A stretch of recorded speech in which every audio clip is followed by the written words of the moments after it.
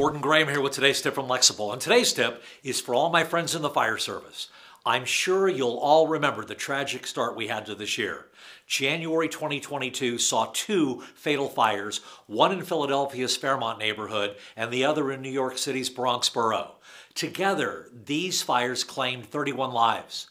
As is so often the case, the deaths were predictable and preventable. The cause of the Philadelphia fire was a child playing with a lighter, and in the Bronx fire, a faulty space heater.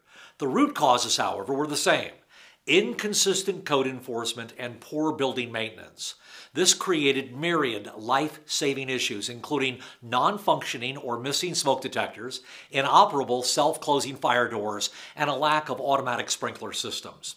You know what? For 50 years, we've known these are risk factors for fatal fire deaths. In fact, 60% of fatal residential fires occur in homes without smoke detectors.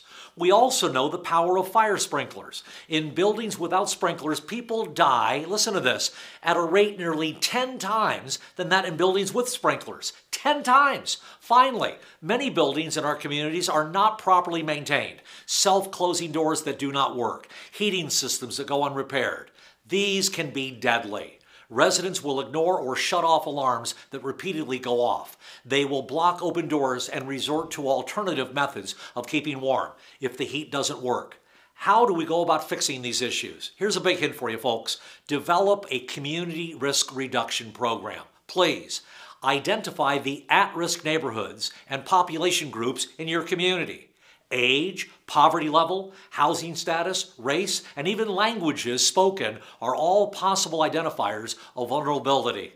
Next, develop targeted interventions for these at-risk groups.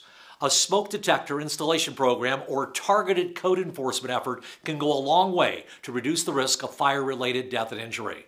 Lastly, please become an advocate for residential sprinklers, including retrofitting existing multiple-family homes. If necessary, focus your sprinkler efforts on public housing and government-subsidized housing. As a leader in the fire service, the safety of your communities is your business. Make your voice heard. It is all about preservation of life, folks, and that is today's tip from Lexipol. Gordon Graham, signing off.